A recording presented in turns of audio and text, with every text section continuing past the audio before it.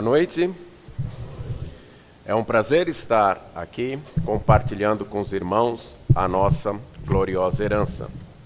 Antes da pregação, quero recomendar alguns livros da editora Batista Regular.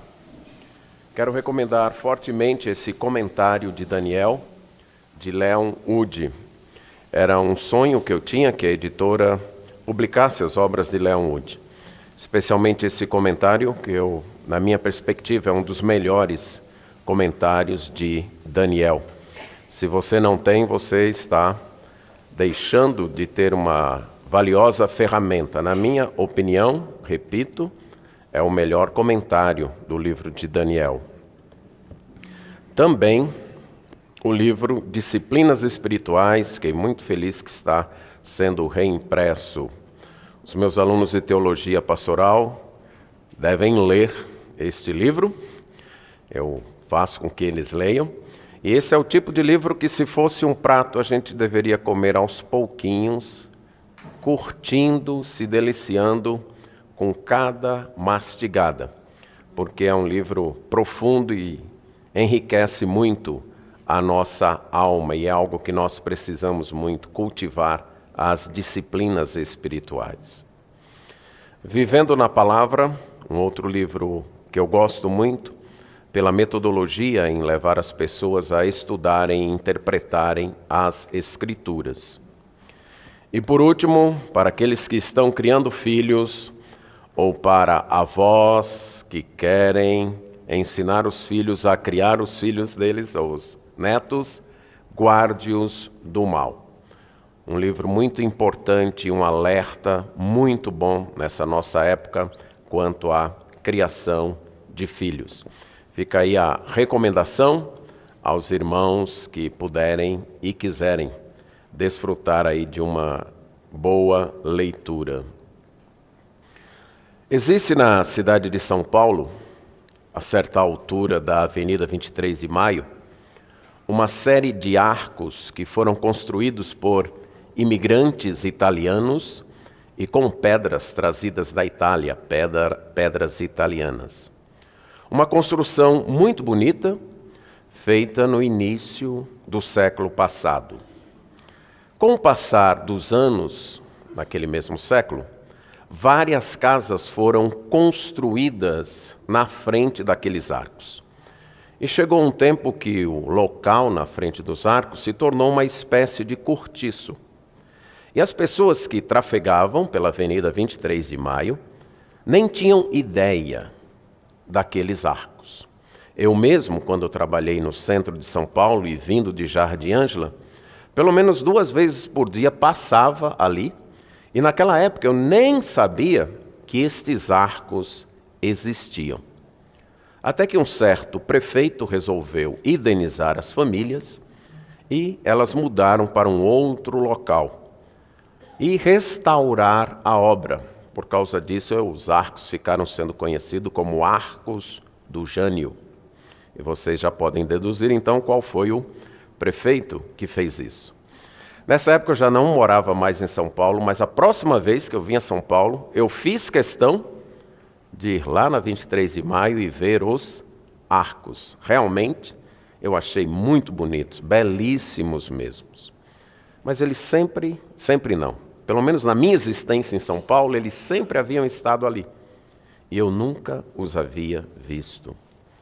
A doutrina da justificação pela fé, como outras doutrinas bíblicas, passou por algo semelhante. Ela já existia antes da Reforma. De fato, ela já existia desde o Antigo Testamento. Mas ela foi encoberta por entulhos causados pelo descuido, pela má-fé dos homens, por entulhos de tradição ou costumes, ou por entulhos mesmos da tentativa de manipular a fé das pessoas. Mesmo na Idade Média, houve escritores que propagaram, que anunciaram a justificação pela fé. E se fosse perguntado aos cristãos, pelo menos aos mais esclarecidos, eles diriam que acreditavam sim nesta doutrina. Mas como o pastor Marcos Perim colocou hoje cedo, era como algo que foi colocado num quarto lá atrás, escuro. A gente acredita, mas não é muito para ser proclamado, não é muito para ser visto. A doutrina da justificação pela fé tem sofrido vários desafios. Como ela ataca diretamente o orgulho humano, ela sempre foi desafiada. Não só na Idade Média, mas desde o início da igreja isso aconteceu, o que provocou, inclusive, entre outros escritos, o escrito da carta aos Gálatas. Reproclamando ou trazendo à nossa memória, melhor dizendo, este sola fide, a justificação somente pela fé, eu gostaria de, em primeiro lugar, mostrar o significado. Vamos abrir nossas Bíblias para Gálatas, capítulo 2, verso 16. Na minha opinião, esta foi a primeira carta escrita pelo apóstolo Paulo. Ele havia concluído sua primeira viagem missionária e pregado o evangelho nas igrejas de Derbe, Listra e Icônio, e voltado para a sua igreja enviadora, a igreja de Antioquia. E lá ouviu que naquelas igrejas haviam chegado outros pregadores anunciando um outro evangelho, anunciando que a justificação não era somente pela fé, mas que dependia também de cumprir requisitos da lei mosaica, entre eles a circuncisão. O apóstolo ficou tão agitado, podemos até dizer que ele ficou tão irritado, que aparentemente ele não usou o recurso que ele usou em outras cartas de ter um amanuense. Ele mesmo decidiu pegar a pena e escrever a carta aos Gálatas. Ele se refere em termos duros àqueles irmãos. Chama-os de insensato, de sem juízo. E até pergunta quem tinha enfeitiçado, quem é que tinha fascinado aqueles homens, aquelas pessoas a deixarem o evangelho para seguirem outro evangelho. E num trecho da carta, onde ele narra a repreensão que ele havia feito face a face com o apóstolo Pedro, por causa dessa doutrina, no capítulo 2, verso 16, ele diz assim: sabendo, contudo, que o homem não é justificado por obras da lei, e sim mediante a fé em Cristo. Também temos crido em Cristo Jesus para que fôssemos justificados pela fé em Cristo, e não por obras da lei. Por obras da lei, ninguém será justificado. Você percebe a ênfase, porque por 3 vezes ele diz: o homem não é justificado por obras da lei, senão, ou unicamente, exclusivamente, somente pela fé em Jesus Cristo.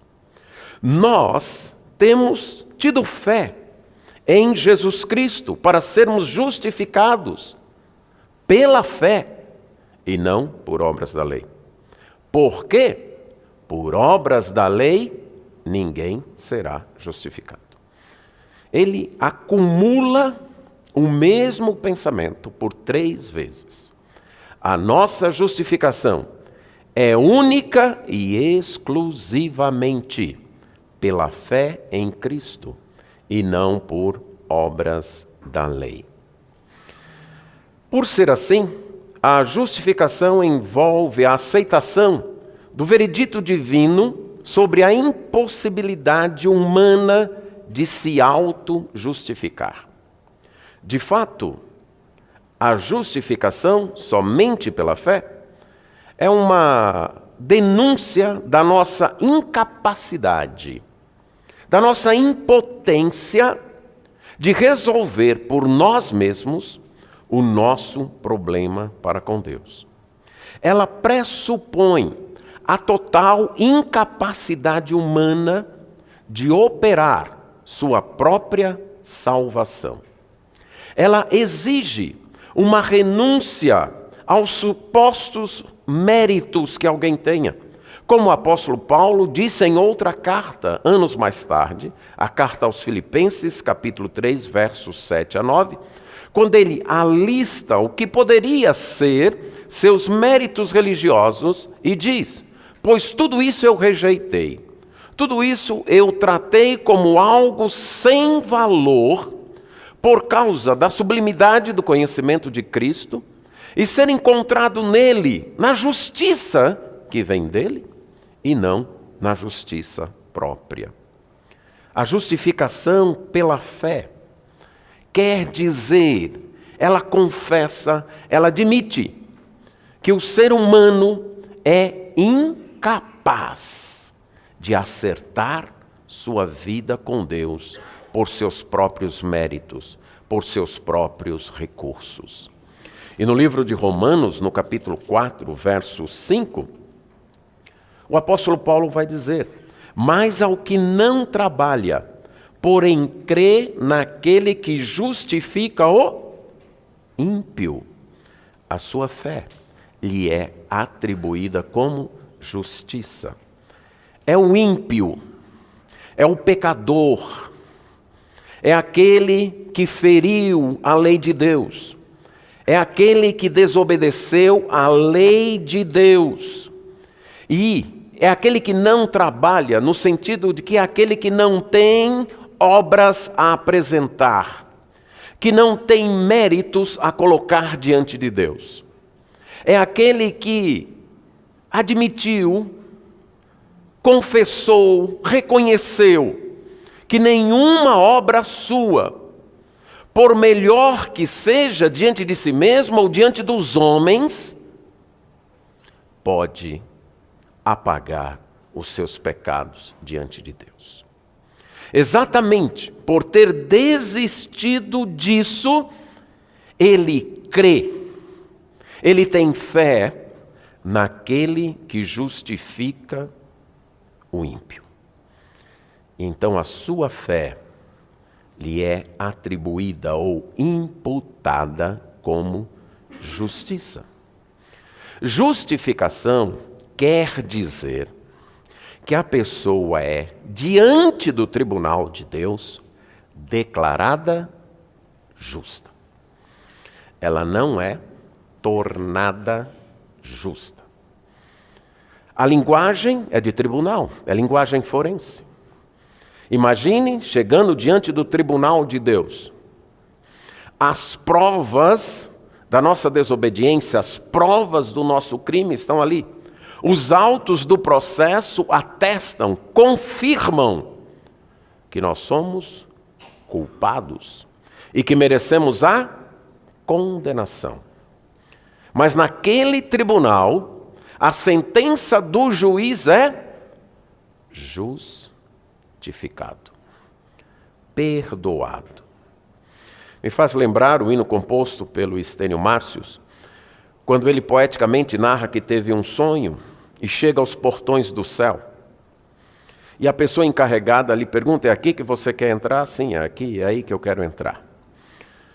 E aí ele vai atrás dos registros da vida dele e descobre que a vida dele tinha sido terrível. E aquele anjo, então porteiro, olha para ele assustado e pergunta: essa aqui foi a sua vida? Ele: sim, essa foi a minha vida. E como é que alguém que teve essa sua vida ousa querer entrar aqui?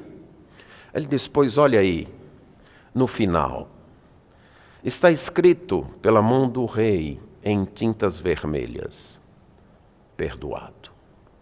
Isto é a justificação.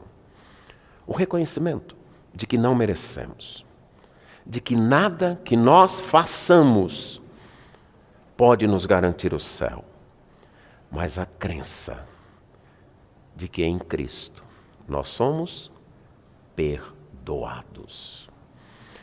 A evidência de que a justificação é essa declaração pode ser vista na oposição que o termo faz com condenação. O oposto de justificado é condenado. E ninguém é tornado condenado. A pessoa ou é condenada ou não é condenada, é uma declaração. O juiz reconhece que aquela pessoa é condenada por causa dos crimes que ela cometeu. E justificação aparece em oposição a isso. Por exemplo, Romanos 8, 33, 34, Mateus 12, 37. Mas é interessante que o termo também é aplicado a Deus em Lucas 7, 29 e 35, que fala das pessoas que não justificaram a Deus. E o que seria justificar a Deus? Longe de nós pensarmos que seria tornar Deus justo. Justificar a Deus é reconhecer Deus como justo e as suas obras como justas. Então, ser justificado significa ser declarado justo, livre das penalidades que nós merecemos diante da lei de Deus. Deus, em seu supremo tribunal, como supremo juiz, declara que aquele que tem fé em Jesus não tem mais nenhuma pena a pagar. Está quites com a sua lei. Isso envolve uma operação de imputação, como aparece aqui em Romanos 4, 5. A palavra, na minha versão, traduzido como atribuída, em outras versões, imputada, significa lançado na conta, computado, creditado. Como em Romanos 9, 8, que diz que os filhos da promessa é que são considerados, isso é, contados como filhos de Deus. Então a ideia é que a pessoa passa a ser considerada, contada. Em Romanos, aliás, em 2 Coríntios, capítulo 5, verso 18 a 21. Ora, tudo provém de Deus, que nos reconciliou consigo mesmo por meio de Cristo, e nos deu o ministério da reconciliação. A saber, que Deus estava em Cristo, reconciliando consigo o mundo, não imputando aos homens as suas transgressões, e nos confiou a palavra da reconciliação. De sorte que somos embaixadores em nome de Cristo, como se Deus exortasse por nosso intermédio. Em nome de Cristo, pois, rogamos que vos reconcilieis com Deus. Aquele que não conheceu o pecado, ele o fez pecado por nós, para que nele fôssemos feitos justiça de Deus. Os nossos pecados foram lançados na conta de Cristo. Evidentemente, aquele que não conheceu o pecado, ele o fez pecado por nós, não quer dizer que Jesus se tornou pecador. Não, mas que o nosso pecado foi lançado na conta de Cristo. O nosso pecado, então, foi pago por Cristo. Cristo foi o nosso procurador, o nosso representante, que pagou a penalidade que os nossos pecados mereciam diante de Deus. Então, a imputação fala disso. Pensando aí numa conta tendo diante de Deus, coluna crédito e débito, a nossa conta só tinha débito. A conta de Cristo só tinha crédito. O nosso débito foi transferido da nossa conta para a conta de Cristo.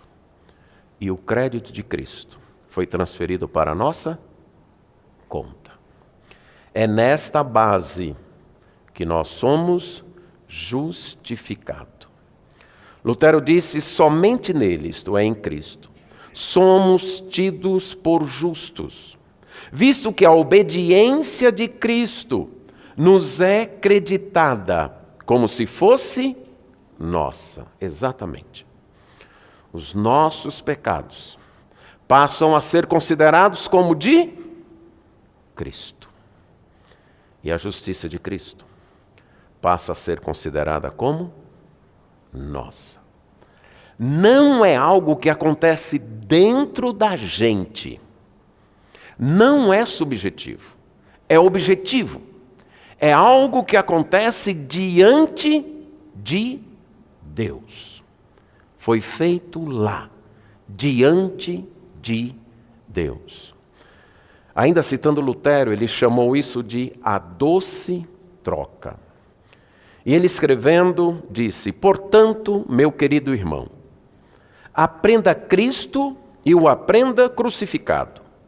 Aprenda a orar a Ele, perdendo toda a esperança em si mesmo. E diga: tu, Senhor Jesus, és a minha justiça, e eu sou o teu pecado. Tomaste em ti mesmo o que não eras, e deste-me o que não sou. Essa imputação, essa doce troca, faz com que todos os nossos pecados sejam perdoados. Voltando a Romanos capítulo 4, o apóstolo Paulo continua, e ele cita agora Davi, quando ele diz nos versos 6 a 8. E é assim que Davi declara ser bem-aventurado, isso é, abençoado, feliz, o homem a quem Deus atribui, isto é, imputa justiça, independente de obras. Bem-aventurado aqueles cujas iniquidades são perdoadas e cujos pecados são cobertos. Bem-aventurado o homem a quem o Senhor jamais imputará pecado. A justificação fala disso, dos nossos pecados terem sido perdoados, porque foram colocados na cruz de Cristo. Por causa da obediência do Senhor Jesus Cristo, a sua morte na cruz, o favor divino é restaurado a nós. Algo que ocorre fora de nós, diante do tribunal de Deus. É algo instantâneo, isso não é gradual. É um ato completo e final, que descansa única e exclusivamente nos méritos de Cristo. O Catecismo de Heidelberg diz: creio que Deus, por causa da satisfação em Cristo, jamais quer lembrar-se de meus pecados e de minha natureza pecaminosa, que devo combater durante toda a minha vida. Mas Ele me dá a justiça de Cristo pela graça, e assim nunca mais serei condenado por Deus. Nós precisamos tirar da nossa mente o conceito de que justificação é tornar-se justo. Não, é ser declarado, considerado, contado por Deus como justo, por causa da obra de Cristo. Essa ideia, além da natureza humana buscá-la, ela foi incrementada por aquilo que um certo autor considerou o pior erro gramatical do mundo. A tradução que Jerônimo fez na Vulgata de tornar justo. Ele traduziu justificar como tornar justo. Isso deve ter cooperado muito. Devemos também lembrar que sempre que é dito sobre a justificação a nosso respeito, ela está na passiva. Fomos justificados. Não é algo que nós fazemos. Foi feito por Deus. Ele nos declarou justificados. Isto é justificação. A fé é o meio de nós termos acesso a esta justificação. A fé fala dessa firme e permanente confiança nesse fato da morte de Cristo como um método estabelecido por Deus para nos salvar, para nos justificar. Como Lutero descobriu lendo Romanos 1, 16 e 17. Creio que a vida dele é conhecida de todos vocês, como ele se tornou monge por medo da morte, por medo da condenação, por medo do inferno. E como ele zelou por viver aquela vida em grande obediência. Como ele era preciso em confessar os seus pecados, se tornando até muitas vezes chato, que o seu confessor disse: já que você tem que confessar tanto assim os seus pecados, por que você não comete algo que mereça ser confessado? Amaldiçoe seu pai, sua mãe, cometa adultério, faça um negócio assim que de fato conte para ser confessado.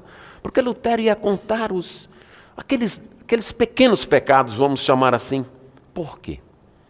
Porque ele não encontrava paz, não encontrava satisfação em buscar a justificação por obras. Ele mesmo chegou a dizer que quando lia esta expressão, justiça de Deus, por não entendê-la, ele a odiava.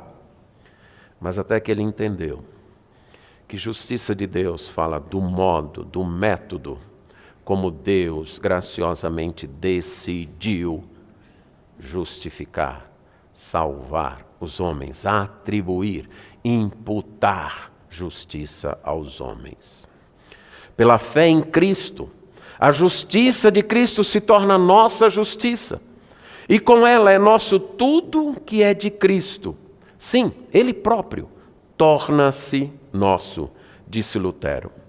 E Calvino vai dizer que esta fé é o firme e seguro conhecimento da divina benevolência para conosco, fundado sobre a veracidade da promessa graciosa feita em Cristo, não só revelado à nossa mente, mas também selado em nosso coração, mediante o Espírito Santo. Poderíamos ilustrar com o episódio do Antigo Testamento, quando o povo desobedeceu a Deus e Deus enviou serpentes que matavam aquelas pessoas. E Deus mandou levantar a serpente de bronze. E qualquer pessoa que olhasse para a serpente de bronze era curado e não morria. Fé seria o olhar para a serpente. Sabendo-se mortalmente ferido, irremediavelmente perdido, por culpa própria, a pessoa acreditava no que Deus havia dito e olhava para a serpente. E ela era curada. Uma ilustração do que seria a fé. Alguns têm dito, é o levantar de mãos vazias. E poderíamos acrescentar, mãos vazias e sujas. De alguém que se reconhece completamente incapaz de se salvar, mas ouviu o Evangelho. E sem nada a oferecer a Deus, clama. E mesmo sabendo que não tem mérito nenhum, pede. E em Cristo, Deus socorre. Esta fé é provocada pela palavra de Deus. Não é fé em qualquer coisa. Não é qualquer tipo de fé. É a fé que vem com o conteúdo da própria palavra de Deus. Como diz Paulo em Romanos, capítulo 10, verso 17. E assim a fé vem pela pregação, e a pregação pela palavra de Cristo. Como o apóstolo Pedro diz em 1 Pedro 1, 23, a pregação é como o depósito da semente, ou do espermatozoide, que fecunda com a palavra de Deus. Então o Espírito Santo fecunda esta palavra, e isso faz nascer a fé. O Espírito Santo não trabalha num vazio. Ele trabalha com a pregação, com o conteúdo da sua palavra. Então, quando a palavra chega e o Espírito Santo a fecunda, nasce a fé. Calvino disse que a fé é como a luz do Espírito Santo, pela qual nossas mentes são esclarecidas, os nossos corações confirmados na persuasão segura de que a verdade de Deus é tão certa que Ele não pode, senão, cumprir aquilo que pela sua santa palavra prometeu que fará. Sempre lembrando que a fé é instrumental, a causa é instrumental. É o meio, as preposições usadas em Gálatas 2,16 e também em Romanos mostram isso. Podemos ilustrar com Atos 3,21, que diz que Deus falou pela boca dos profetas. A causa final foi Deus, o instrumento foi a boca dos profetas. No caso, o instrumento da justificação é a fé. é o meio que nós nos apropriamos. É esta fé que nos proporciona todas as bênçãos, como a paz com Deus, que diz Romanos capítulo 5, verso 1. Não paz apenas no sentido de que a contenda acabou, a guerra acabou, nosso conflito com Deus acabou, mas paz como todas as bênçãos, aquela situação, então, que podemos desfrutar com Deus. Mas algo que eu gostaria de destacar, em virtude do tempo em que vivemos, é esta fé que nos proporciona o recebimento do Espírito Santo. No capítulo 3 da carta aos Gálatas, o apóstolo tem uma repreensão dura àqueles irmãos. Ó Gálatas insensatos, ó Gálatas sem juízo, quem vos fascinou, quem vos enfeitiçou? A vós outros, ante cujos olhos foi Jesus exposto como crucificado. Eu quero saber isso de vós. Recebestes o Espírito pelas obras da lei ou pela pregação da fé? Sois assim tão insensatos que, tendo começado no Espírito, estejais agora vos aperfeiçoando na carne? Terá sido em vão que tantas coisas sofrestes, se na verdade foram em vão? Aquele, pois, que vos concede o Espírito e que opera milagres entre vós, porventura o faz pelas obras da lei ou pela pregação da fé? Em nossos tempos, vemos o crescimento de grupos que afirmam que a salvação até que pode ser pela graça, mas o Espírito Santo é uma segunda bênção que é recebida por esforço seu, por uma busca sua, que você tem que fazer isto, aquilo e aquilo outro para ter o Espírito Santo. Paulo nos mostra que isso aqui não é Evangelho. O Evangelho mostra que todas as bênçãos de Deus vêm pela graça e são recebidas através da fé, inclusive o Espírito Santo. No verso 14 ele diz: para que a bênção de Abraão chegasse aos gentios em Cristo Jesus, a fim de que recebêssemos pela fé o Espírito prometido. Esta fé gera as obras, conforme Tiago vai dizer. E deixe-me apenas mostrar aqui ou dizer que o que Tiago está combatendo não é a fé, mas é um tipo de fé. Uma fé morta. Ele não está combatendo a justificação pela fé, mas um tipo de fé, como ele mesmo vai dizer, pode semelhante fé salvá-lo. Então ele não está perguntando, pode a fé salvá-lo? Mas ele pode, semelhante fé, pode tal tipo de fé. Fé que não gera obras, fé que não produz obras, salvar alguém. Esta é a justificação pela fé. Ser declarado livre da condenação que os nossos pecados merecem, por termos desobedecido a lei de Deus. Somos então livres destas penalidades, por Cristo ter pago o preço. E no tribunal de Deus, a sentença não é mais condenado, e sim justificado. Essa doutrina está estreitamente vinculada aos outros solas que nós temos tratado aqui. Por exemplo, ela é testemunhada somente pelas Escrituras. Desde o Antigo Testamento, como Gálatas capítulo 3, versos 6 a 10 vai demonstrar, citando a experiência de Abraão. E Abraão creu em Deus e isso lhe foi imputado, ou lhe foi atribuído como justiça. Então a justificação pela fé não é uma doutrina paulina, é uma doutrina divina. Ela vem desde o Antigo Testamento, sempre foi o modo de Deus salvar, de Deus justificar. O Senhor Jesus Cristo ensinou isso na parábola do fariseu e do publicano que subiram ao templo para orar. O fariseu apresentava os seus méritos. Ó Deus, eu te agradeço, porque não sou como os demais homens pecadores, e nem ainda como esse publicano. Jejuo 2 vezes por semana, dou o dízimo de quanto possuo, tal.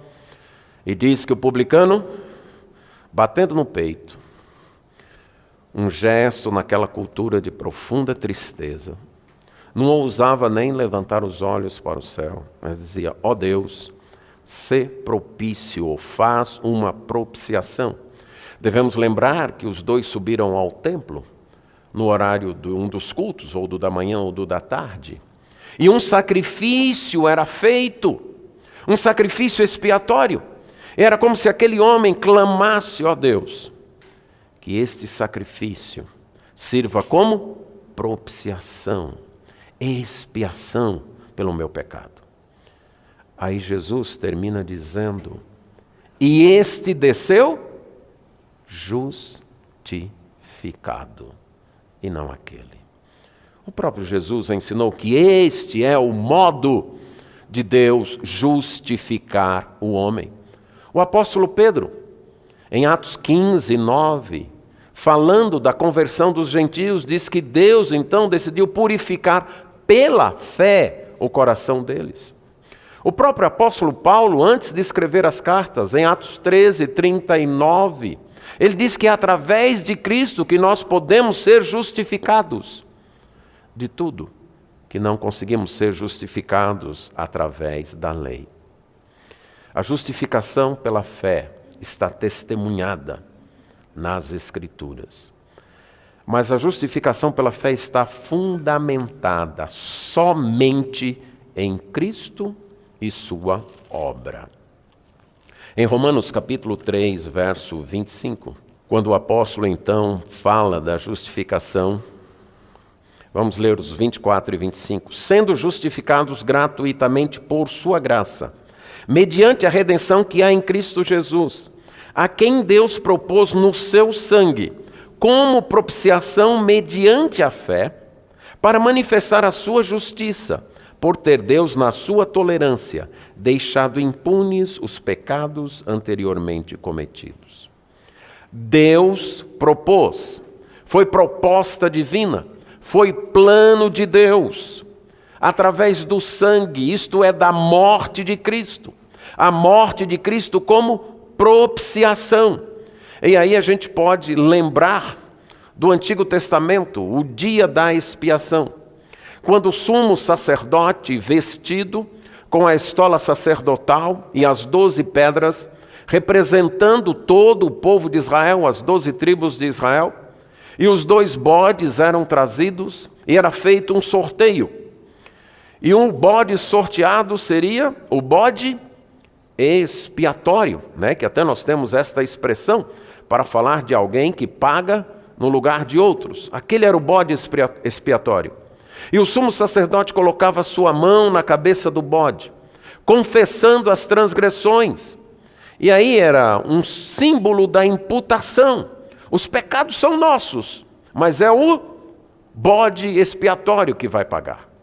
E então aquele bode era degolado, o sangue aparado, ele era queimado.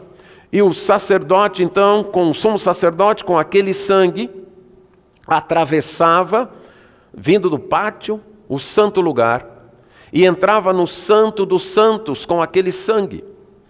Aquele sangue não era mágico, era sangue de bode mesmo, mas era simbólico. E ele chegava diante do propiciatório e aspergia o sangue. E a ideia era: eu e este povo que eu represento, pecamos, não merecemos estar aqui diante do teu trono, merecemos a morte, mas aqui está a prova, o sangue que prova que alguém já morreu, pagando por nós. A carta aos Hebreus vai nos dizer que tudo isso eram sombras que apontavam para Cristo. Ele fez esse sacrifício superior. E Ele foi ao céu e está intercedendo por nós. É por isso que Romanos 8 vai dizer: quem é que vai nos condenar? Foi Cristo. É Cristo quem nos justifica. Foi Ele quem morreu, ou antes, quem ressuscitou e está à direita de Deus, intercedendo por nós. É como se Ele fosse o sumo sacerdote apresentando o sangue. Aqueles meus filhos reunidos lá no congresso da Editora Batista Regular são pecadores, eu sei. É provável que não passe uma hora sem que eles cometam um pecado. Cada um deles merece a tua ira, eu sei. Cada um deles merece a condenação eterna, eu sei. Mas eu estou aqui, apresentando minha vida, que pagou por cada um dos seus pecados. É isso que acontece. Ele tomou o nosso lugar. Em Gálatas capítulo 3, versos 10 e 13, o apóstolo diz: olha, os que são das obras da lei estão debaixo de maldição, porque está escrito: maldito todo aquele que não permanece em todas as coisas escritas no livro da lei para praticá-las. Algumas vezes as pessoas ilustram a salvação como estando diante do tribunal de Deus e ele tem uma balança com 2 pratos. E num dos pratos Deus coloca os nossos pecados e no outro prato Ele coloca as nossas boas obras. E o prato que pesar mais define se eu estou salvo ou condenado. A ilustração da balança é lícita. Foi dito ao rei Belsazar: pesado fosses na balança e achado em falta. Mas só o que vai nos pratos não é isso. Num dos pratos está a lei de Deus, o peso. Se você já viu um prato, aliás, uma balança com 2 pratos, você sabe disso. Num dos pratos vai o peso, o padrão. Na balança de Deus é sua lei. No outro, a nossa vida. O problema é que não equilibra. Uma ilustração mais moderna seria da média. Então, lá no Seminário Batista do Cariri, a média é 6. O aluno começa empolgado, tira um 8. Aí dele, já tirei um 8. Aí ele dá um vacilo, tira um 4. Ele falou, opa. Aí quando ele faz a terceira prova, a V3, ele já está tão assustado. Aí ele tira outro 4, agora ele está desesperado. E aí? Aí ele vai para o exame final. E ele tem que tirar mais um 8. Ufa. Dividiu, conseguiu 6, passei. Algumas vezes nós pensamos que com Deus é assim. Hoje eu fui muito ruim. Perdi a calma no trânsito. Briguei com a mulher. Gritei com os meus filhos. Deus deve estar muito triste comigo, mas amanhã eu vou compensar tudo o que eu fiz hoje. Ou, eu como marido e pai não sou muito bom, mas como trabalhador eu compenso. Vamos dizer assim, para passar com Deus, a média é 10. 9,999 reprova, porque Deus é perfeito. Ele não pode permitir 1 grama de pecado no céu. Ninguém tira 10 com Deus. Por isso que Paulo diz, estamos debaixo de maldição. Verso 13. Cristo nos resgatou da maldição da lei, fazendo-se maldição em nosso lugar. Porque está escrito, maldito todo aquele que for pendurado no madeiro. A maldição que pesava, que caía sobre cada um de nós, por não termos obedecido a Deus, caiu sobre Cristo. Então, no sistema de notas do céu, cada um daqueles que tem fé ganhou um 10. O 10 de Cristo. Não o nosso 10. O 10 de Cristo. Na balança de Deus, tem o peso da lei de Deus. E do outro, a obra de Cristo. e assim somos justificados. Cristo pagou o preço do pecado em nosso lugar. Por sua obediência, Ele cancelou nossas transgressões.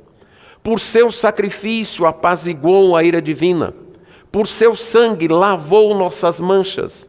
Mediante sua cruz, suportou nossa maldição. E mediante sua morte, fez uma compensação por nós. Palavras de Calvino. Vamos lembrar que é o sacrifício de Cristo e não a fé a base da nossa justificação. A fé é o instrumento. Para enfatizar isso, deixe-me dizer assim: mesmo que nós tivéssemos a maior fé possível, se Cristo não tivesse morrido na cruz, não seríamos justificados. A nossa fé só tem valor por causa do sacrifício de Cristo. Então, não somos justificados por causa do tamanho da nossa fé, mas por causa da nossa fé ser em Cristo. Novamente, é algo fora de nós, não em nós. E esta fé, aliás, e esta justificação, foi motivada somente pela graça de Deus. Como Paulo diz lá em Romanos 3, 24. A dívida foi paga. Vamos imaginar então como tendo uma grande dívida, e a gente não pode pagar, e nossa vida está ameaçada por causa daquela dívida. E uma outra pessoa paga a dívida em nosso lugar. E esta pessoa comunica para nós que a dívida foi paga. E você agora descansa e se alegra porque a dívida foi paga. E você para de trabalhar para pagar a dívida porque ela foi paga. Você confia no que a pessoa disse. Mas não foi a sua fé que pagou a dívida. Foi o dinheiro daquela outra pessoa. Então o que pagou nossa dívida com Deus não foi nossa fé, e sim a obra do Senhor Jesus Cristo. Ela pagou a dívida. E a motivação, o que levou Deus, o que motivou Deus a enviar o seu Filho e o que motivou Jesus Cristo a vir e sofrer o sacrifício, também não foi a nossa fé, e sim a sua graça. Algo no próprio Deus, não em nós. Deus olhou para nós, e o que Ele viu? Rebeldes, pecadores, teimosos, desobedientes. Viramos as costas para Ele. E Ele nos amou. E decidiu nos salvar. Sabendo que o único modo de nos salvar era o seu Filho. Deus também assumir a forma humana porque foi o homem que pecou. E como Deus homem, pagar o preço. Por ser Deus, um preço de valor infinito, porque pecamos contra Ele ser infinito. E por ser homem, um preço que valia para os homens. E o que fez Deus, o que motivou Deus a fazer isso? Não foi nenhum mérito previsto em nós, e sim, única e exclusivamente a sua graça. Aquela amorosa e livre disposição divina de nos salvar, mesmo sem nenhum mérito de nossa parte, enviando Jesus para morrer, fazendo uma propiciação suficiente. Há 3 causas envolvidas aqui, né? A fé, o sacrifício de Cristo e a graça. Não podemos confundir isso. A fé é a causa instrumental. A causa fundamental é o sacrifício de Cristo. E a causa motivadora, a graça de Deus. Deus olhou para mim e para você e viu pessoas que não mereciam, que estavam condenadas a uma eternidade no inferno.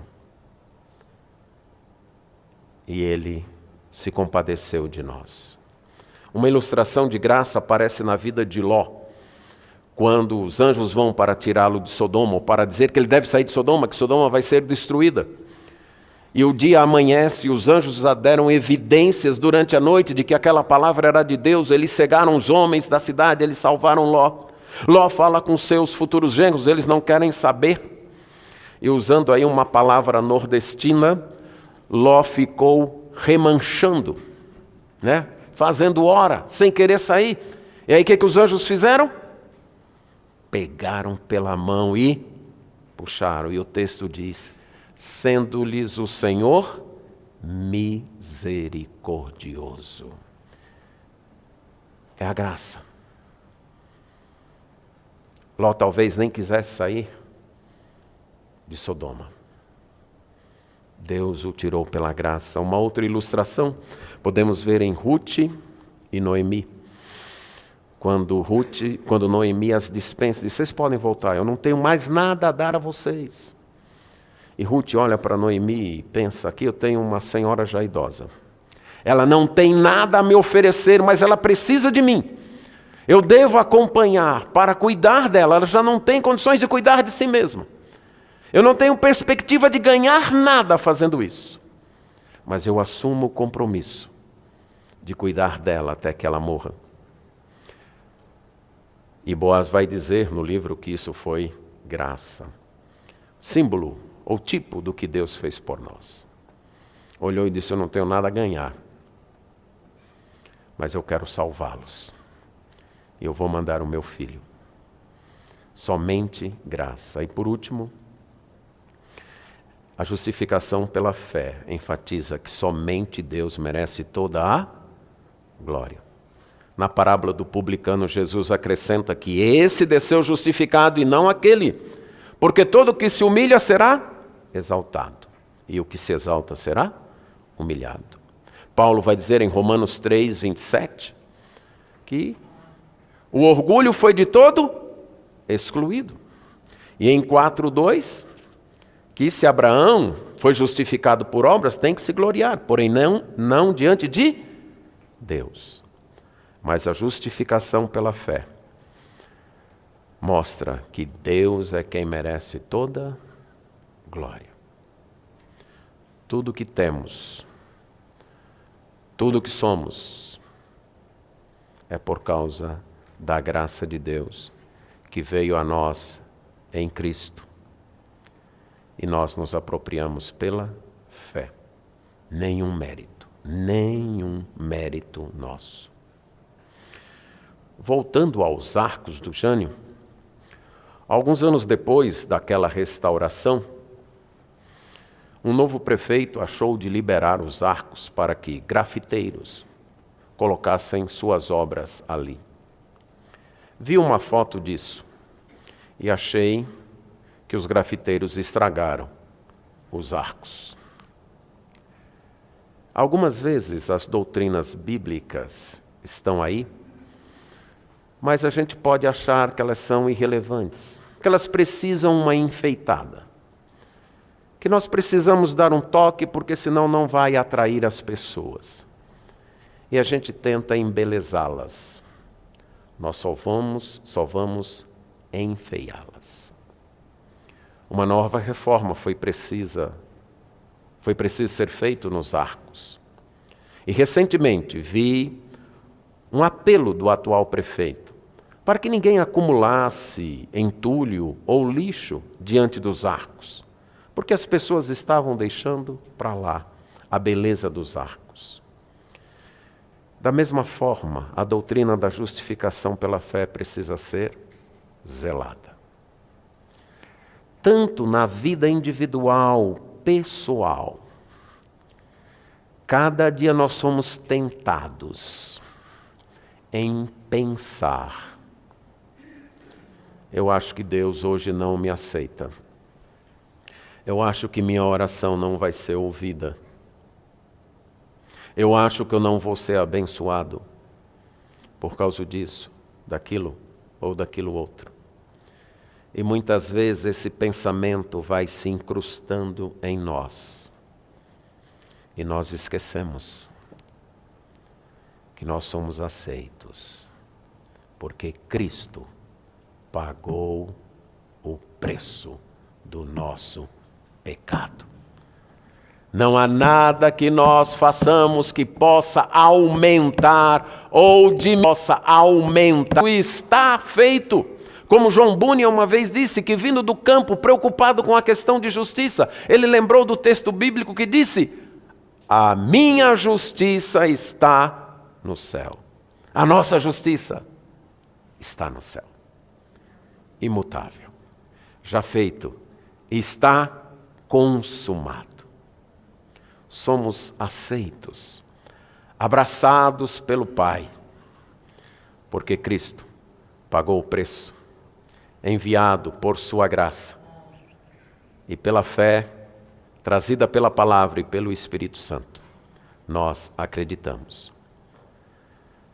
Mas o enganador vai tentar dia após dia, hora após hora, tanto na vida individual como em nossas igrejas, cochichar e dizer: isso é mentira, não é bem assim não, ou é isso e mais aquilo, ou é isso e mais aquela outra coisa. Manter a doutrina da justificação somente pela fé é uma luta diária, e que Deus nos abençoe a confiarmos sempre nela. Amém.